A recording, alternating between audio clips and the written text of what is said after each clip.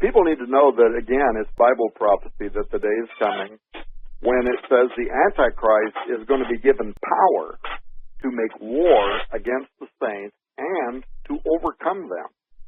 So that's the reason that we don't try to put, sugar on every cake we serve. That if we are truly moving into a prophetic era of time, people like you and I would have said, get out of your houses, move now. How heartbreaking was it, Stephen? You recall this, by the way, when Fukushima first happened. All of us, you sell emergency supplies, I sell emergency supplies, and we were all sold out in one day. The rest of the year, you're sitting there, you've got all these supplies, the warehouses are full, people can get potassium iodide, they can get nuke detectors, they can get all this stuff, gas masks, they get long-term storage food, water purification systems, they can get all this stuff. It's just sitting there ready, right? It's not even all that expensive, but they just don't do it. And then all of a sudden you have a Fukushima, and we've got stuff that's coming that's going to put Fukushima to shame.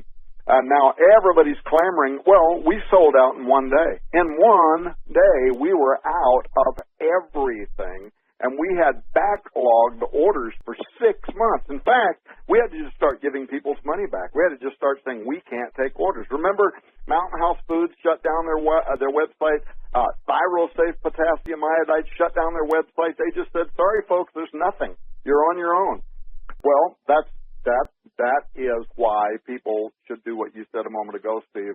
When they can, as they have the opportunity, to whatever extent they can, they ought to prepare, not just for, obviously, the kind of terrible circumstances that we're seeing right now in Texas, but this other stuff, the coming of Antichrist, this is going to be a whole different new kind of level, and people need to be ready. So anyway, all right, I know we're not here to talk about that today, and the whole truth is, how I got started really is, how did I get started on this subject matter? How did we wind up in the Four Corners area? It seems like that's been a couple of years ago to me now, but it wasn't. It wasn't even a year ago.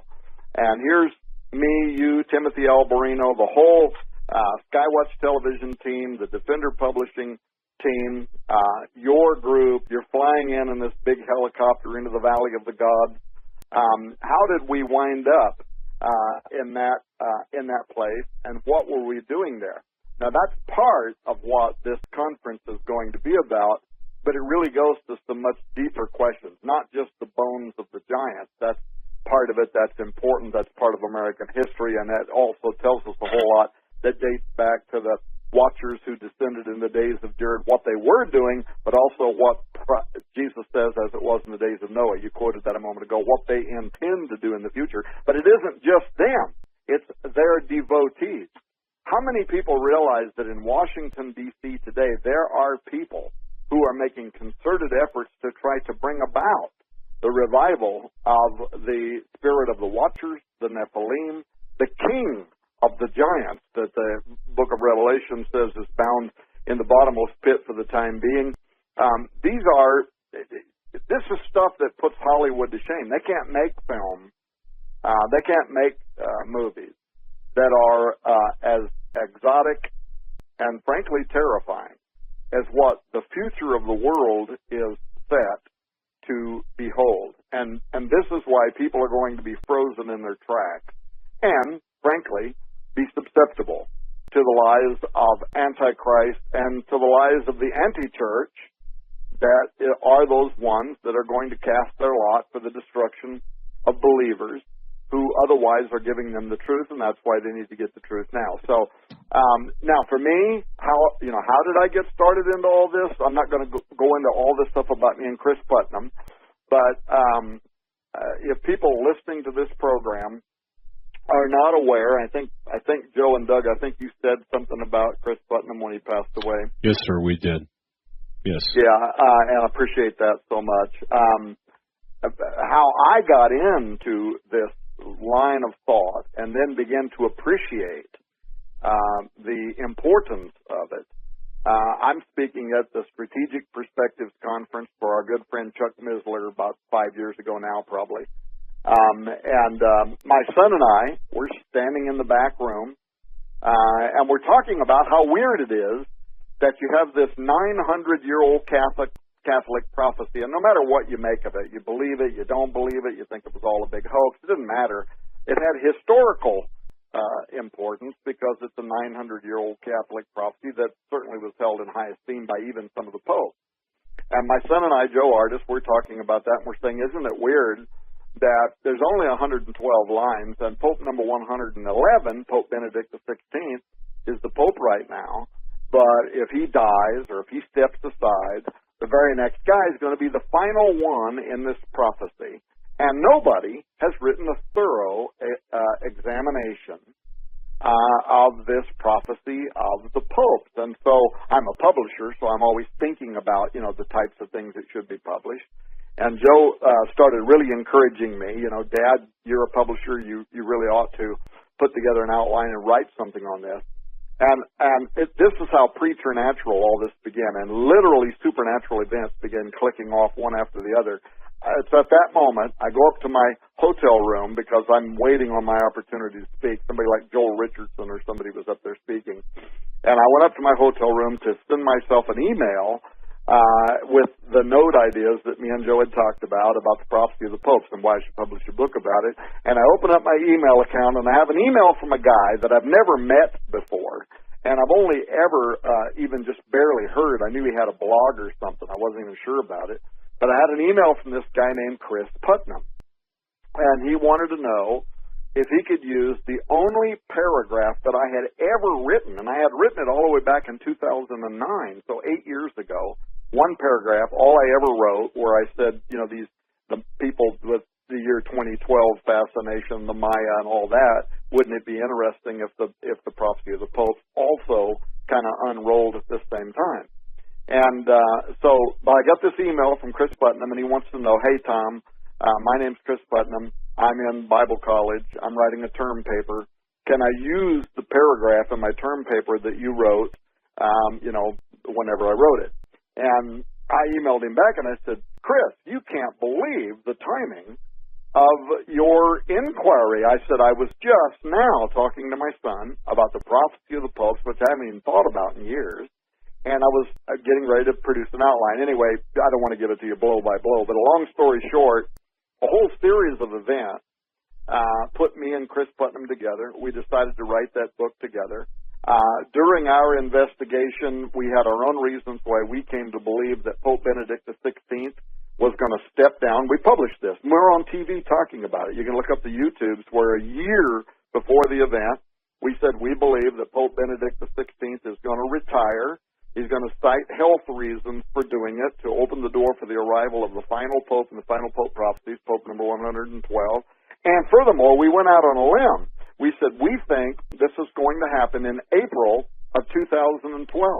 Well, when April of 2012 came and went, it didn't appear that the Benedict was going to retire. We thought, well, we missed the date, but we still think the book's valid.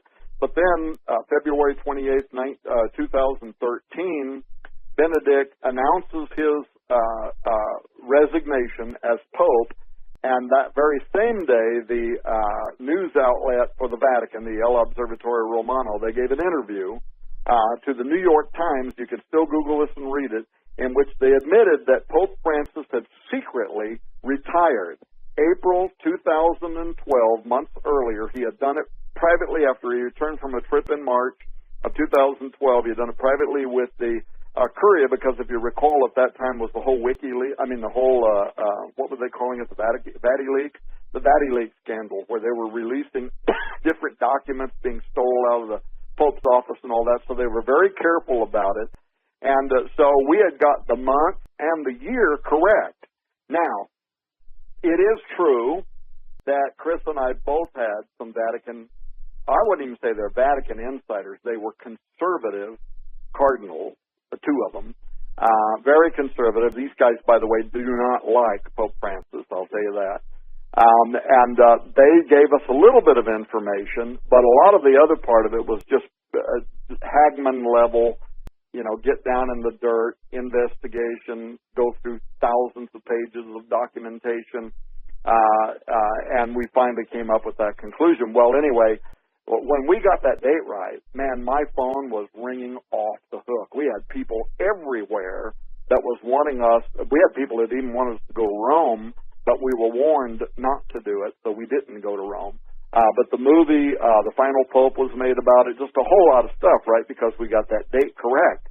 But here's the thing. I'm saying all that to say this. I want to bring it to the unearthing the lost world of the Cloud Eaters. And what put me on this path was, while Putnam then and I were out there doing all these programs, right, television, radio, and wherever there was opportunity for people to call in and ask questions, we were surprised that more often than not, they weren't asking us about the prophecy of the popes. They were intrigued with that, but what they were asking us was, what do you make of the Vatican being out there now, talking so much about extraterrestrial intelligence and saying that they would baptize aliens? Do you remember that? Because it was around 2009 that the Vatican hosted this astrobiology study week. So around the same time that we're working on this book and we're out there talking, they had hosted this astrobiology study week, and it was really strange because they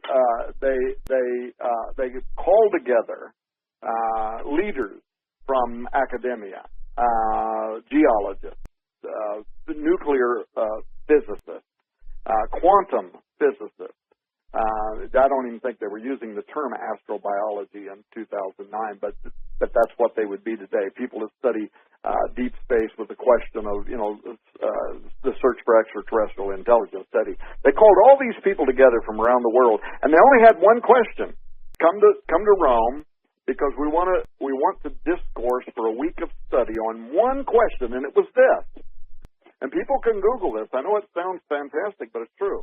The one question: what is the impact on faith and religion going to be given the disclosure or the discovery of advanced extraterrestrial intelligence?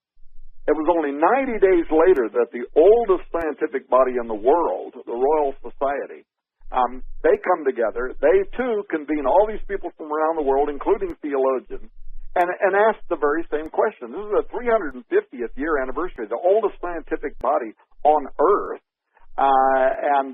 You've got the Queen, I forget what he's even called, but he's the Astronomer Royal. Got all these people there, and they're asking this question: what is the impact on faith going to be? So, all around the world now, suddenly everybody's asking this question. They're calling into the shows Chris and I are doing. They're contacting the Vatican, and the Vatican sends out these two primary astronomers for the church: Jose Gabriel Funes, who at that time was the head of the Vatican Observatory Research Group, and Guy Consolmagno, who was the Pope's personal astronomer and the keeper of their asteroid fragment collections, who today is the head of the Vatican Observatory Research Group. And for the last year, by the way, guess what? He's been on a tour going around the world. He wrote a book, and he's doing these big lectures at universities. And guess what the name of the lecture is? Would you baptize an alien? And so this whole conversation got out there. But here's what was weird about this. They started talking about, would you baptize an alien? And Pope Benedict said he would. You notice that Pope Francis, as soon as he was elected, said that if the little green man land on the White House lawn tomorrow, he would baptize an alien. So they started talking about that kind of stuff. But then they started ratcheting it up. It started changing little by little. It's very subtle how they kind of introduce people to the idea, and what's in philosophy what's called the Fabian process of gradualism. They very slowly take people from one line of thinking, get you comfortable with it, then they take you to another line of thinking, then or the Hegelian dialect. They take you to a different line of thinking until eventually you'll accept something that in the beginning you wouldn't even imagine you would have believed. So they're saying, we're just talking theoretically. The Vatican's had problems in the past persecuting scientists, so we want to get out ahead of all this and just say that with all these exo worlds that are being discovered, that if we detect alien intelligence, that we would be willing to baptize them in the Catholic faith. Then, a few months later, they ratchet it up to a different place. And Jose Funes comes out and he gives this interview, and he says, now, people have asked, would the detection of extraterrestrial intelligence, would this challenge the authority of the Roman Catholic Church? And he said, no, it would not, because these would be our space brothers, because if they're part of creation, then the God that we serve created them. Then, a couple of months later, he ratchets it up a little further, and he says, not only would it not be against the faith to believe in extraterrestrial intelligence, but he said the fact is the heresy would be if you don't believe in extraterrestrial intelligence, because that would be to put limits on God's creative ability. And I know we're going to hit a break here in a minute, so let me just give you a couple more. They then ratcheted up, now the process of this 1 year, they ratcheted up even further, and they start saying now, if we come into contact with the extraterrestrials, it might not be us baptizing them after all. Why? Because what we know about ourselves is that we are fallen. But we couldn't naturally assume necessarily that the aliens are fallen, and if they're unfallen, then they're closer to God than we are, and they have a better understanding of the Godhead and of the gospel and everything else. Then they ratcheted it up to a completely different place and even wrote a paper, an Opus Dei level paper, that's still being evaluated in Rome, being considered as official doctrine for the Pope's university, in which they went so far as to say, when the aliens come here, we're not going to be baptizing them. They're going to be baptizing us into their faith, and frankly, we might have to rewrite, reconsider everything we've ever thought we knew. This is what they're working on right now. If they say if information from an extraterrestrial source would challenge what we think we know about the gospel, and if it could be verified. Now, I don't know how you verify this, right? But if it can be verified as being legitimate, then we may have to rethink and rewrite everything we've ever thought we knew about the gospel. So when we come back from the break, I can tell you then how that kind of discussion led me and Chris Putnam to going to the top of Mount Graham, and how ultimately that led all of us, me, Steve, all of us, to the Four Corners area and the fantastic discoveries that we made there. And I'm going to be covering the pre-Adamic angelic civilization, which all myths, legends, and all of the oral traditions speak about the Golden Age. Then I'm moving into Mars, and Mars is really important because I'm dealing with astral catastrophism. Astral catastrophism is something that goes beyond Immanuel Velikovsky's Worlds in Collision. Most people can't even understand that the heavens, people on Earth were terrified by the cataclysms they had seen. The orbital physics that we now see when we see the picture of the universe aren't the same that existed 700 years before Jesus was born. And by the way, I don't buy BCE and all that stuff, I say before the birth of Jesus and after the resurrection of Jesus. I don't mean to be difficult, but I refuse to allow them to control the narrative. So what I'll be presenting, Tom, is I put together a pretty amazing, actually J.D. Hopwood did the editing of this and stuff, but he followed my chapter that came right out of, guess where? The Cloud Eaters. So Cloud Eaters, by the way, ladies and gentlemen, are the Native Americans' term for, and you guessed it, giants that are returning. So when people say to me, how did you get started? Genesis, the book of Genesis, so was opened up to me by I would say, the mercy of God. I was so stupid, Doug, I couldn't believe in anything when I first got saved until two people came and laid their hands on me from a Bible school saying God sent them. People can, argue with that all the time, and they do argue with me. But look, I went from the guttermost to the uttermost with zero knowledge of anything to a passion to learn the Word of God and listen to all the great teachers of their day, of my day, and those days. I mean, these were guys that were, just magnificent teachers of the Word of God. Derek Prince and Leonard Ravenhill and all the different people, and I mean, Bob Mumford, great sense of humor, Charles Simpson. I mean, the who's who that God was using to teach His people that there's a day coming when the Scriptures will be open to them. So that's kind of my basic getting it together.